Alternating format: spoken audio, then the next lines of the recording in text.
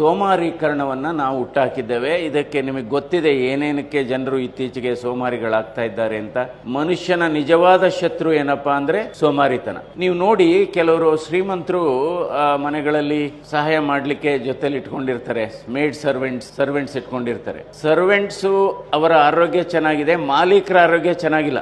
ಅದರಿಂದ ನಾವು ಎಷ್ಟೇ ಸಂಪತ್ತಿರ್ಲಿ, ಎಷ್ಟೇ ಸವಲತ್ತಿರ್ಲಿ, ನಾವು ಬಹಳ ಮುಖ್ಯವಾದದ್ದು ಏನಪ್ಪಾ ಅಂದ್ರೆ ನಾವು ಕೆಲಸ ಮಾಡಬೇಕು. ಈಗ ನೋಡಿ, ನಾನು ಲೋಕಸಭಾ ಸದಸ್ಯನಾಗಿದ್ದೀನಿ. ಆದರೂ ಕೂಡ ವಾರದಲ್ಲಿ 2 ದಿವಸ ಸೋಮವಾರ ಬುಧವಾರ ನನ್ನ ವೈದ್ಯಕೀಯ ವೃತ್ತಿಯನ್ನ, ಹೃದ್ರೋಗ ವೃತ್ತಿಯನ್ನ ಮುಂದುವರಿಸಿದ್ದೇನೆ. ಆಮೇಲೆ ದೆಹಲಿಯಲ್ಲಿ ಹೋದಾಗ ಅಂದ್ರೆ ನಾವು ಕೆಲಸ ಮಾಡಬೇಕು.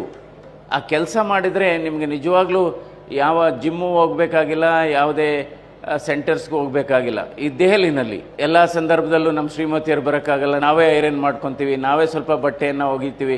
ಎಷ್ಟು ಖುಷಿ ಕೊಡುತ್ತೆ. ಅದಕ್ಕೆ ಇಂಗ್ಲೀಷಲ್ಲಿ ಹೇಳ್ತೀವಿ, salute your work, you need not salute anybody. If you pollute your work, you have to salute lot of people. ಅದರಿಂದ ಸೋಮಾರಿತನ ಮಾತ್ರ ಇರಬಾರ್ದು. ನಾವು ಪ್ರತಿದಿನ 45ರಿಂದ 50 ನಿಮಿಷ ನಡೆದ್ರೆ ನಮ್ಮ ಆಯಸ್ಸು ಸುಮಾರು 10ರಿಂದ 12 ವರ್ಷ ಜಾಸ್ತಿ ಆಗುತ್ತೆ. ಅದರಿಂದ ಹೃದಯ ಕೂಡ ಅದೇ ಹೇಳುತ್ತೆ, ನೀನು ನನಗಾಗಿ 1 ತಾಸು ಚಲಿಸು, ನಾನು ನಿನಗಾಗಿ ನಿರಂತರವಾಗಿ ನುಡಿಯುತ್ತೇನೆ ಇಂತಿ ಹೃದಯ.